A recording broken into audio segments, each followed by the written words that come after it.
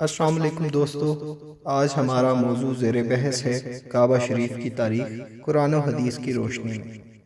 اللہ تعالیٰ فرماتے ہیں، اللہ تعالیٰ نے حرمت والے گھر کعبہ کو لوگوں کے قیام کا ذریعہ بنایا۔ کعبہ اللہ تعالیٰ کا قابل احترام گھر ہے جو مسجد حرام کے درمیان میں واقع ہے۔ سوال یہ پیدا ہوتا ہے کہ اس کا نام کعبہ کیوں رکھا گیا؟ کعبہ اس لیے رکھا گیا کہ ٹخنے کی طرح باقی زمین سے اونچا تھا، اس لیے اسے مربع بھی کہا جاتا ہے۔ گویا اسے بلند و نمایاں ہونے کی وجہ سے کعبہ کہا جاتا ہے۔ کعبہ کو بیت عتیق بھی کہا جاتا ہے۔ نبی کریم صلی اللہ علیہ وآلہ وسلم نے ارشاد فرمایا، کعبہ کو بیت عتیق اس لیے کہا گیا ہے کہ کوئی کافر بادشاہ اس پر قابض نہیں ہوا۔ دوستو، کعبہ ایک سے زائد مرتبہ بنایا گیا ہے۔ مشہور یہ ہے کہ 5 مرتبہ اس کی تعمیر ہوئی ہے۔ پہلی مرتبہ فرشتوں نے بنایا، دوسری مرتبہ حضرت آدم علیہ السلام نے بنایا، تیسری مرتبہ ابراہیم علیہ السلام نے بنایا، چوتھی مرتبہ قریش نے دور جاہلیت میں بنایا۔ اس وقت آپ صلی اللہ علیہ وآلہ وسلم بھی موجود تھے اور آپ کی عمر 25 سال تھی۔ 5ویں مرتبہ حضرت عبداللہ بن زبیر رضی اللہ تعالیٰ عنہ نے اسے بنایا۔ دوستو، اب ہم بات کریں گے ابراہیم و اسماعیل علیہ السلام کی تعمیر کعبہ کے متعلق۔ جب سیدہ ہاجرہ کے ہاں اسماعیل علیہ السلام پیدا ہوئے تو سیدہ سارہ کو بہت غیرت محسوس ہوئی۔ انہوں نے سیدنا ابراہیم علیہ السلام سے مطالبہ کیا کہ یہ مجھے نظر نہ آئیں۔ سیدنا ابراہیم علیہ السلام حضرت ہاجرہ اور ان کے بچے کو لے کر چل پڑے اور انہیں وہاں ٹھہرایا جہاں آج مکہ مکرمہ ہے۔ سیدنا ابراہیم علیہ السلام بعد میں انہیں ملنے اور خبر گیری کرنے جایا کرتے تھے۔ ایک دفعہ تشریف لائے تو اسماعیل علیہ السلام زمزم کی جگہ کے قریب ایک درخت کے نیچے کھڑے اپنے تیر درست کر رہے تھے۔ جب انہوں نے اپنے والد محترم کو آتے دیکھا تو لپک کر اٹھے، دونوں ایک دوسرے سے گلے ملے اور محبت و پیار کا اظہار کیا۔ ابراہیم علیہ السلام فرمانے لگے، اسماعیل، اللہ تعالیٰ نے مجھے ایک حکم دیا ہے۔ وہ کہنے لگے، ٹھیک ہے، جیسے اللہ تعالیٰ نے حکم فرمایا ہے بجا لائیں۔ انہوں نے فرمایا، آپ میری مدد کریں گے؟ وہ کہنے لگے، ضرور کروں گا۔ سیدنا ابراہیم علیہ السلام نے بتایا، مجھے اللہ تعالیٰ نے حکم دیا ہے کہ میں یہاں اللہ تعالیٰ کا گھر تعمیر کروں۔ یہ بات انہوں نے ایک بلند ٹیلے کی طرف اشارہ کرتے ہوئے فرمائی۔ پھر انہوں نے مل کر بیت اللہ کی بنیادیں اٹھائیں۔ حضرت اسماعیل علیہ السلام پتھر لاتے اور حضرت ابراہیم علیہ السلام عمارت بناتے۔ جب عمارت کچھ اونچی ہوئی تو اسماعیل علیہ السلام ایک پتھر لائے جو کہ آج مقام ابراہیم کے نام سے جانا جاتا ہے۔ والد محترم کے پاس یہ پتھر رکھ دیا اور ابراہیم علیہ السلام اس پر چڑھ کر عمارت بنانے لگے۔ سیدنا اسماعیل علیہ السلام انہیں پتھر پکڑاتے اور وہ دونوں تعمیر کے وقت بیت اللہ کے ارد گرد گھومتے ہوئے یہ دعا پڑھتے تھے، جس کا ترجمہ کچھ یوں ہے، اے ہمارے پروردگار، یہ کام ہماری طرف سے قبول فرما، یقیناً تو خوب سننے اور جاننے والا ہے۔ جی تو دوستو، اب ہم بات کریں گے قریش کی تعمیر کعبہ کے متعلق۔ رسول اللہ صلی اللہ علیہ وآلہ وسلم کے اعلان نبوت سے کچھ عرصہ قبل بیت اللہ سیمنٹ کے بغیر ایک دوسرے پر رکھے ہوئے سادہ پتھروں کی مانند تھا۔ اس کی اونچائی انسانی قد سے زائد تھی۔ کچھ لوگوں نے کعبہ کا خزانہ لوٹنے کا پروگرام بنایا جو کہ کعبہ کے اندر ایک کنویں میں تھا۔ اس لیے قریش نے ارادہ کیا کہ اسے مزید اونچا کر کے چھت ڈال دی جائے۔ اتفاقاً ان دنوں سمندر نے جدہ کے قریب ایک رومی تاجر کا جہاز ساحل کی طرف پھینک دیا۔ وہ ٹوٹ پھوٹ چکا تھا۔ قریش مکہ نے اس کی لکڑی کو چھت کے لیے منتخب کر لیا۔ جب سابقہ عمارت تعمیر گرانے کا وقت آیا تو لوگ ڈرنے لگے، مگر ولید بن مغیرہ نے گرانا شروع کر دیا۔ جب اسے کچھ نہ ہوا تو دوسرے لوگ بھی اس کے ساتھ شامل ہو گئے۔ تمام قریشی قبائل نے کعبہ کی تعمیر کے لیے اپنے اپنے طور الگ الگ پتھر جمع کیے۔ پھر کعبہ کی تعمیر شروع ہوئی۔ جب عمارت حجر اسود والی جگہ تک اونچی ہو گئی تو ان میں جھگڑا اٹھ کھڑا ہوا۔ ہر قبیلہ چاہتا تھا کہ حجر اسود نصب کرنے کی سعادت ہمیں ہی ملے، حتیٰ کہ وہ ایک دوسرے سے دور ہو گئے اور لڑائی کے لیے تیار ہو گئے۔ 4-5 دن اس طرح گزر گئے۔ پھر وہ مسجد حرام میں جمع ہوئے اور باہمی مشورہ شروع کیا تاکہ انصاف سے فیصلہ ہو سکے۔ ایک شخص جو کہ قریش میں اس وقت سب سے زیادہ بزرگ تھے، انہوں نے یہ تجویز پیش کی کہ اس اختلاف کو طے کرنے کے لیے تم اس شخص کو فیصل مان لو جو کل صبح سب سے پہلے مسجد میں داخل ہوگا۔ وہ سب مان گئے۔ اتفاق سے ایسا ہوا کہ اگلے دن سب سے پہلے داخل ہونے والے رسول اللہ صلی اللہ علیہ وآلہ وسلم تھے۔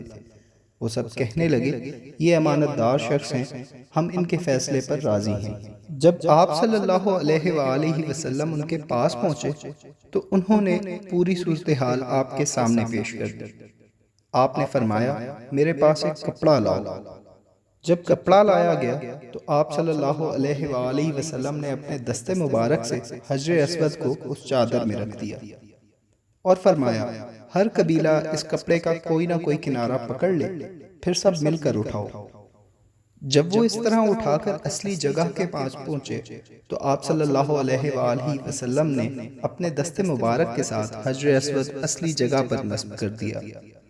سب لوگ اس تدبیر سے بہت زیادہ خوش ہوئے۔ جی تو دوستو، اب ہم بات کریں گے عبداللہ بن زبیر رضی اللہ تعالیٰ عنہ کی تعمیر کعبہ کے متعلق۔ جب سیدنا عبداللہ بن زبیر نے یزید بن معاویہ کی بیعت کرنے سے انکار کر دیا اور حکومت کی طرف سے خطرہ محسوس کیا تو انہوں نے حرم مکہ میں پناہ لینے کا ارادہ کیا۔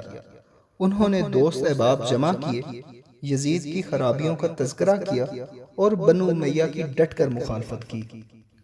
یزید کو پتہ چلا تو اس نے انہیں قید کرنے کے لیے اپنے لشکر بھیجنے کا فیصلہ کیا۔ ابھی یزید لشکر کی تیاری ہی میں مصروف تھا کہ اسے اطلاع ملی اہل مدینہ نے اس کے گورنر اور بنو امیہ کے افراد کو مدینہ سے نکال دیا ہے، البتہ سیدنا عثمان رضی اللہ تعالیٰ عنہ کے خاندان کو رہنے دیا۔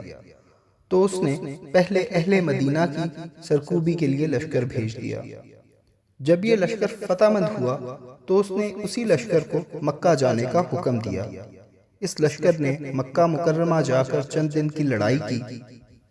سیدنا ابن زبیر رضی اللہ تعالیٰ عنہ نے اپنے ساتھیوں کو جمع کیا اور مسجد حرام میں پناہ گزین ہو گئے۔ چونکہ کعبہ کے ارد گرد خیموں کی کثرت تھی، ایک خیمے میں آگ لگی تو وہ دوسرے خیموں تک پھیل گئی۔ اس دن ہوا بھی تیز چل رہی تھی۔ اس وقت کعبہ لکڑی اور پتھر سے بنا ہوا تھا اور اوپر غلاف بھی تھا۔ ہوا کے ساتھ شعلے اڑے اور غلاف کعبہ کو آگ لگ گئی۔ آگ ایسی بڑھی کہ غلاف کے ساتھ لکڑی بھی جل گئی جو کہ پتھروں کے درمیان تھی۔ اس طرح بیت اللہ کی دیواریں کمزور ہو گئی، حتیٰ کہ اوپر سے پتھر گرنے لگے۔ اگر کوئی کبوتر بھی کعبہ کی عمارت پر آ بیٹھتا تو پتھر گرنے لگتے۔ یہ دیکھ کر مکہ والے حتیٰ کہ یزیدی لشکر بھی پریشان ہو گیا۔ سیدنا ابن زبیر رضی اللہ تعالیٰ عنہ نے مکہ مکرمہ کے چند معتبر لوگوں کو اس لشکر کے کمانڈر کے پاس بھیجا۔ انہوں نے جا کر فرمایا کہ جس نوجوان یعنی یزید بن معاویہ کی ابن زبیر نے بیعت نہیں کی وہ تو فوت ہو چکا ہے، تو اب تم کس لڑائی پر مصر ہو؟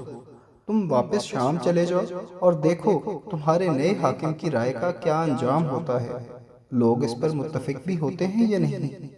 وہ لوگ اس پر مسلسل زور دیتے رہے حتیٰ کہ وہ شام کی طرف لوٹ گئے۔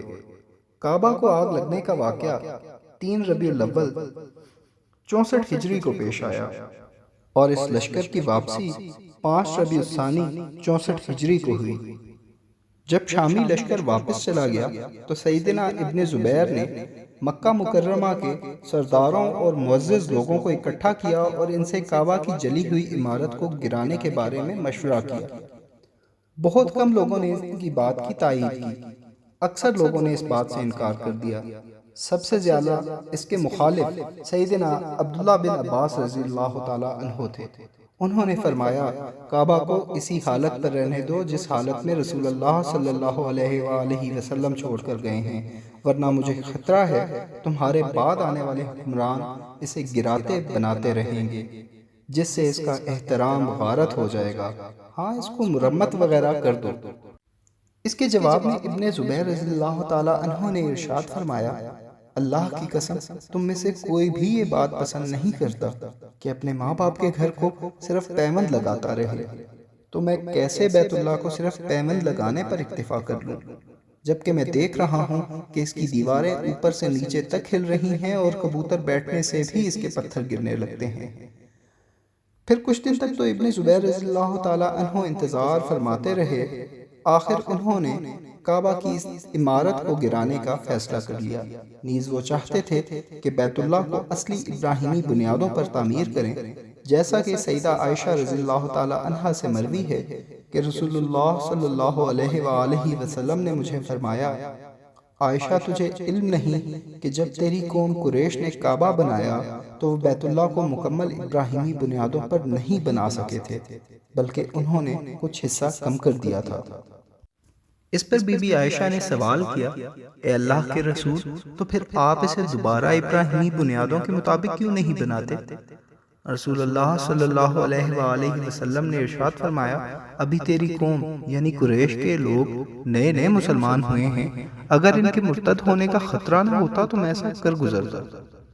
سیدنا ابن عمر فرمایا کرتے تھے، میرا خیال ہے کہ رسول اللہ صلی اللہ علیہ وآلہ وسلم نے حتیم والی جانب کے دونوں کونوں کو طواف کے دوران اس لیے ہاتھ نہیں لگایا تھا کہ وہ صحیح ابراہیمی بنیادوں پر نہیں تھے۔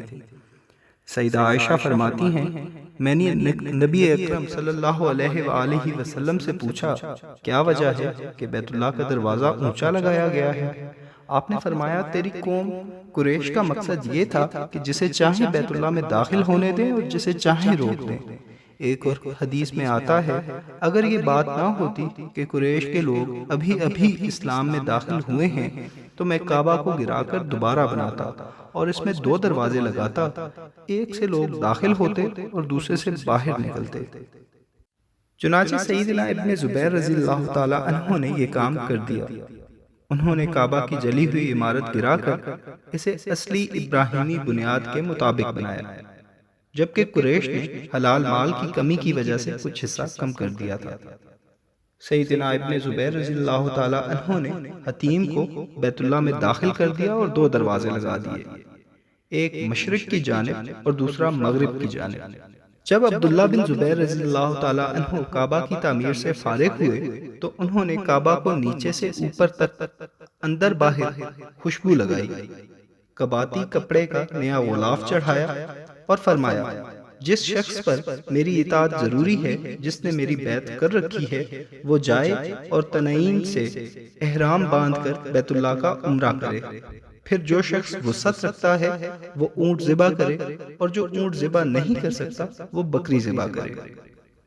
پھر آپ پیدل چلے اور لوگ بھی آپ کے ساتھ پیدل چلے، حتیٰ کہ سب نے تنعیم سے جا کے احرام باندھ کر عمرہ کیا۔ مقصد یہ تھا کہ اللہ تعالیٰ کا شکر ادا کیا جائے۔ اس دن سے زیادہ کبھی غلام آزاد نہ ہوئے اور نہ اونٹ اور نہ بکری ذبح ہوئے، نہ اس دن سے بڑھ کر کبھی صدقہ کیا گیا۔ سیدنا ابن زبیر رضی اللہ تعالی عنہ نے خود 100 اونٹ ذبح کیے، پھر جب طواف کیا تو 4 کونوں کو ہاتھ لگایا اور فرمایا، رسول اللہ صلی اللہ علیہ وآلہ وسلم نے ان 2 شمالی اور مغربی کونوں کو اس لیے ہاتھ نہیں لگایا تھا کہ اس وقت بیت اللہ مکمل نہیں تھا۔ اس کے بعد بیت اللہ اسی حال پر رہا، جب کوئی شخص طواف کرتا تو 4 کونوں کو ہاتھ لگاتا اور مشرقی دروازے سے بیت اللہ میں داخل ہو کر مغربی دروازے سے نکلتا۔ دروازے زمین پر تھے، حتیٰ کہ سیدنا ابن زبیر رضی اللہ تعالی عنہ شہید کر دیے گئے۔ حجاج مکہ میں داخل ہوا، اس نے خلیفہ عبد الملک بن مروان کو ابن زبیر رضی اللہ تعالی عنہ کی تعمیر کا سارا واقعہ لکھ بھیجا۔ عبد الملک نے جواب میں لکھا، مغربی دروازہ جسے ابن زبیر نے بنایا ہے بند کر دو، اور جو بیت اللہ کی تعمیر میں حجر کی جانب اضافہ کیا گیا ہے وہ بھی گرا دو۔ حجاج نے 6 ہاتھ اور 1 بالش تقریباً 10 فٹ حجر کی طرف سے تعمیر گرا دی اور پہلی طرح کا غلاف چڑھا دیا، باقی میں کوئی تبدیلی نہ کی گئی۔ بعد میں عبد الملک کو حضرت عائشہ کی حدیث پہنچی تو اسے اپنے حکم پر بہت افسوس ہوا، لیکن اس نے بیت اللہ کو اسی طرح رہنے دیا اور اس میں کوئی اضافہ نہ کیا۔ جب ولید بن عبد الملک کی خلافت کا دور آیا تو اس نے مکہ مکرمہ کے گورنر خالد قسری کو 36,000 دینار بھیجے۔ اس نے کعبہ کے دروازے پر نالے اور اندرونی ستونوں پر سونے کے پترے چڑھا دیے۔ اسلامی تاریخ میں ولید بن عبد الملک وہ پہلے خلیفہ ہیں جنہوں نے بیت اللہ میں سونے کا کام کرایا۔ بہت سی احادیث میں یہ مضمون آیا ہے کہ قیامت کے قریب کعبہ کو شہید کر دیا جائے گا۔ ابو ہریرہ رضی اللہ تعالی عنہ سے روایت ہے، رسول اکرم صلی اللہ علیہ وآلہ وسلم نے ارشاد فرمایا، چھوٹی چھوٹی ٹیڑھی پنڈلیوں والا ایک حبشی کعبہ کی عمارت ڈھائے گا۔ حضرت علی رضی اللہ تعالی عنہ کا فرمان ہے، اس گھر کا طواف جس قدر ممکن ہو زیادہ سے زیادہ کر لو، ایک وقت آئے گا طواف نہیں ہوگا۔ میں تصور کی آنکھ سے دیکھ رہا ہوں، ایک چھوٹے سر اور چھوٹے کانوں والا حبشی اپنی کدال کے ساتھ بیت اللہ کی عمارت ڈھا رہا ہے۔ ابن عباس رضی اللہ تعالی عنہ سے روایت ہے کہ رسول اللہ صلی اللہ علیہ وآلہ وسلم نے ارشاد فرمایا، گویا کہ میں اس کالے ٹیڑھی پنڈلیوں والے شخص کو دیکھ رہا ہوں جو کعبہ کا ایک ایک پتھر اکھاڑ دے گا۔ ابو ہریرہ رضی اللہ تعالیٰ عنہ سے روایت ہے، رسول اکرم صلی اللہ علیہ وآلہ وسلم نے ارشاد فرمایا، حجر اسود اور مقام ابراہیم کے درمیان ایک شخص کے ہاتھ پر بیعت کی جائے گی۔ سب سے پہلے اس کے متبعین اس گھر کی بے حرمتی کریں گے، اس وقت عربوں کی ہلاکت یقینی ہوگی۔ پھر حبشی آئیں گے اور بیت اللہ کو ایسا ویران کریں گے کہ اس کے بعد کبھی آباد نہ ہو سکے گا۔ یہی لوگ بیت اللہ کا خزانہ نکال کر لے جائیں گے۔ احادیث کی روشنی میں ہمیں یہ اشارہ ملتا ہے کہ کعبہ پر 2 دفعہ حملہ ہوگا۔ ایک دفعہ تو اللہ تعالیٰ کعبہ تک پہنچنے والے لشکر کو پہلے ہی ہلاک فرما دیں گے، جیسا کہ سورہ فیل میں واقعہ بیان ہوا ہے۔ دوسری دفعہ وہ پہنچ جائیں گے اور کعبہ کو شہید کر دیں گے۔ جیسا کہ اللہ کے رسول نے ارشاد فرمایا، قیامت اس وقت قائم ہوگی جب زمین پر کوئی اللہ اللہ کرنے والا نہ ہوگا، اور یہی مطلب ہے دوسری حدیث کے ان الفاظ کا، پھر اس کے بعد کبھی آباد نہ ہوگا، یعنی پھر قیامت آ جائے گی۔ جزاکم اللہ خیر۔